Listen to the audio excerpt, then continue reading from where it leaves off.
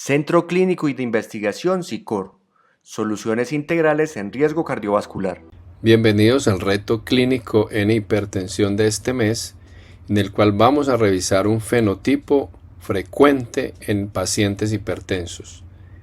Se trata del fenotipo neurogénico, el cual cursa habitualmente con activación primordial del sistema nervioso simpático sobre la circulación, tanto a nivel cardíaco como vascular, pero también puede existir como parte de otros síndromes y anormalidades como lo que se observa en trastornos cardiometabólicos, en algunas formas de obesidad con resistencia a la insulina que potencian estados hiperadrenérgicos. Para ilustrarlo vamos a presentar el ejemplo de una paciente mujer de 46 años, talla de unos 56 centímetros, peso 69 kilos, un índice de masa corporal de 29.5 kilogramos por metro cuadrado, que tiene un antecedente de hipertensión leve desde hace 4 años, por cifras que en el consultorio en ese momento estaban elevadas de 140/94 y 138/96 milímetros de mercurio, y para ese momento se inició manejo no farmacológico con disminución de peso, más actividad física y otros cambios en el estilo de vida. La paciente ahora regresa a consulta nuevamente por presentar cefalea y palpitaciones. Se realiza la valoración y el examen clínico es normal, los exámenes básicos también, y las presiones de ese momento son más altas. Tiene una presión de 148/102 y de 150/104 con una frecuencia cardíaca de 84 latidos por minuto. En esta diapositiva les muestro los estudios de laboratorio básicos que se le realizaron a la paciente, que muestran básicamente una glicemia normal, un ácido úrico igualmente normal, igual la creatinina, los colesterol, triglicérido, HDL y LDL en rangos apropiados. La hemoglobina glicada también está en 5.4%, sodio y potasio en rango normal, igual que la hemoglobina, y la TSH de 3.5. Tiene un citoquímico de orina normal y un electrocardiograma sin cambios de hipertrofia ventricular izquierda, con una frecuencia cardíaca de 82 latidos por minuto, que concuerda con lo observado en el consultorio. Le ordenan un mapa para aclarar desde el punto de vista diagnóstico otros hallazgos y orientar el tratamiento. Este es el estudio de 24 horas de esta paciente, donde ustedes pueden observar en el mapa que tiene una elevación importante de la presión arterial diastólica en el orden de 100 milímetros de mercurio durante el día. Pero además se observa que el descenso nocturno, si bien ocurre, persiste con hipertensión diastólica. Por otro lado, la presión arterial sistólica, que igualmente está alta durante el día, en la noche tiene un descenso significativo que está más cercana a estar en el rango normal en la noche. Adicionalmente, observen que la frecuencia cardíaca de esta paciente está muy alta, más de 80 latidos por minuto. Para un paciente hipertenso, más de 80 se considera taquicardia, presencia de hipertensión arterial. Pero es interesante que la frecuencia cardíaca de la paciente desciende bien en la noche. Esa concordancia entre el descenso en la frecuencia cardíaca y el descenso en la presión arterial nocturna es importante, porque nos habla de que algunos eventos durante el día simultáneamente están involucrando a la presión arterial y a la frecuencia cardíaca, y uno de esos factores es el sistema nervioso simpático. Vamos a ver aquí en los valores promedio lo que tenemos. Observen que tiene una presión promedio en 24 horas de 141/98, con una frecuencia cardíaca de 84 latidos en promedio. Durante el día es aún más alta, 146/101, con 85 de frecuencia cardíaca promedio. Y los valores nocturnos están normales para la presión sistólica, están menos altos para la diastólica, porque igualmente está alta la presión diastólica nocturna, con un descenso leve de la frecuencia cardíaca en la noche. Pueden ver que las cargas de presión son muy altas, 100% para la presión diastólica y entre un 80 y un 90% las cargas sistólicas. Vamos a ver hemodinámicamente qué tenemos. Miren que es muy llamativo lo que aquí se observa desde el punto de vista del panel hemodinámico. Hay un incremento en el gasto cardíaco y también en el índice cardíaco.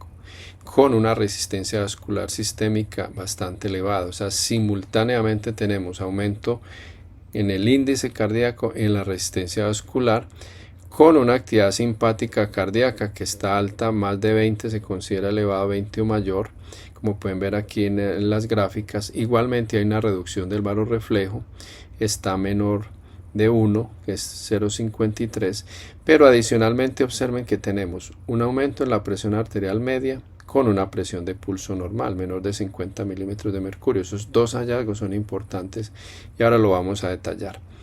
Finalmente tenemos una velocidad onda de pulso de menos de 10 metros por segundo, es normal. En conclusión, estos hallazgos hemodinámicos se comportan acordes con lo que se denomina un fenotipo neurogénico, donde se demuestra que hay un aumento en la activación del sistema nervioso simpático, con un aumento en el índice cardíaco y en la resistencia vascular sistémica, con una reducción del barorreflejo y una velocidad onda de pulso de menos de 10 metros por segundo.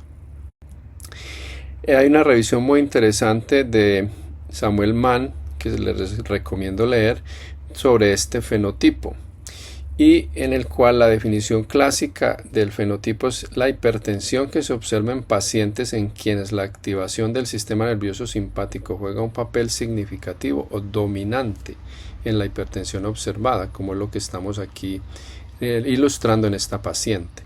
Ahora es importante decir que se describen dos formas de cómo este fenotipo ocurre. Una es en el cual el eje simpático adrenal está muy activo, pero principalmente por vía neural.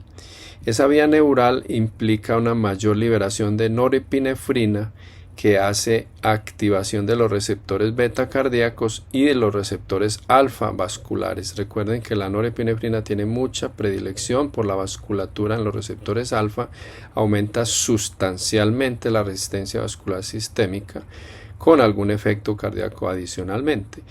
Y eso hace que la resistencia vascular sistémica de estos pacientes sea muy alta y la hipertensión bastante significativa. La otra vía de activación es la vía que tiene que ver con la vía suprarrenal, donde lo que se libera más es la epinefrina, que tiene un efecto tanto cardíaco como vascular, pero en los receptores vasculares son los beta 2, donde básicamente hace una vasodilatación. Entonces hay una estimulación notable de la vasculatura sin tanta vasoconstricción.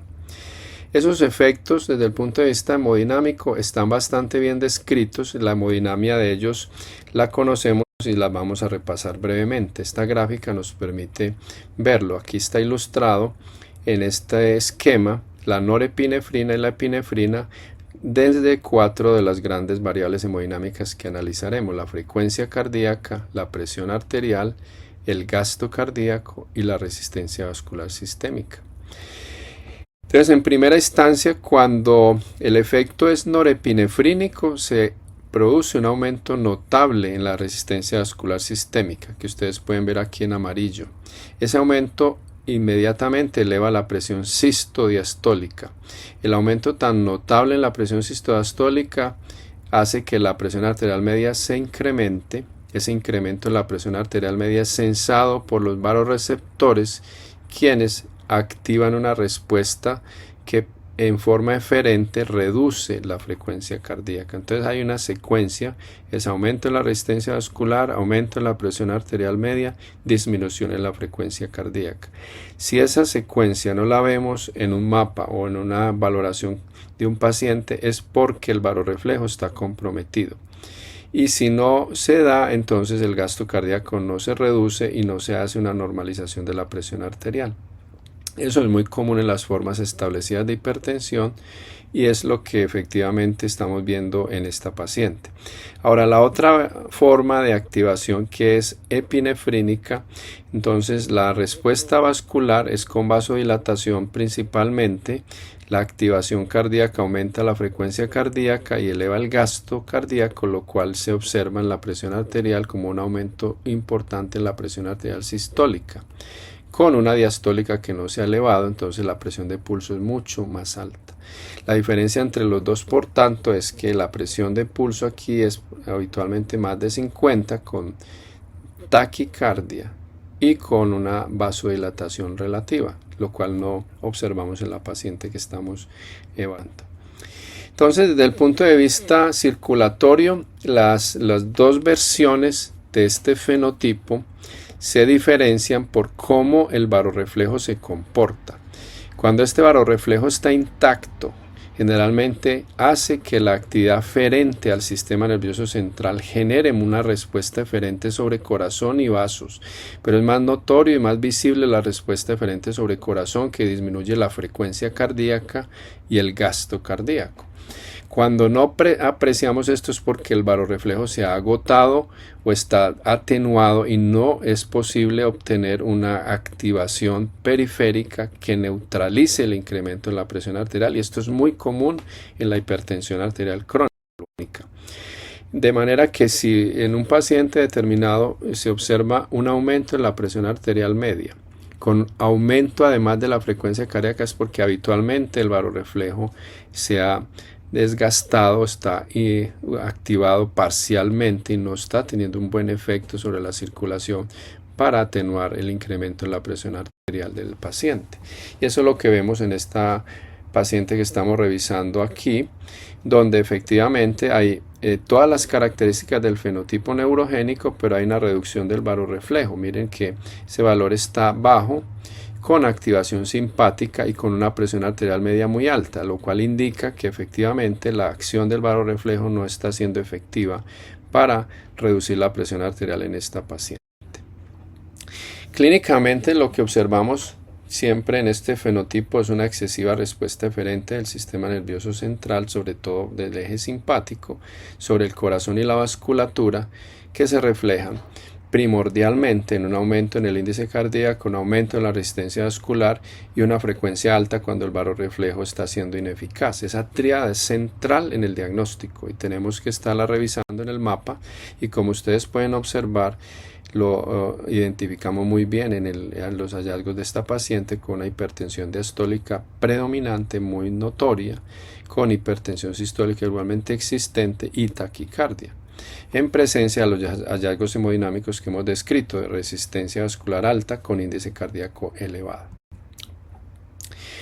Ahora bien, si esa es la secuencia y esa es la forma de comportamiento circulatorio, uno esperaría que estos pacientes tengan una muy buena respuesta a agentes que neutralicen esa hiperactividad simpática, ya sea por la vía de bloqueo de la acción cardíaca y vascular, por ejemplo con un beta bloqueador con acción dual sobre la acción cardíaca y a nivel vascular con vasodilatación, o con el uso de antagonistas del sistema renina-angiotensina que sean buenos vasodilatadores y que tengan acción cardíaca.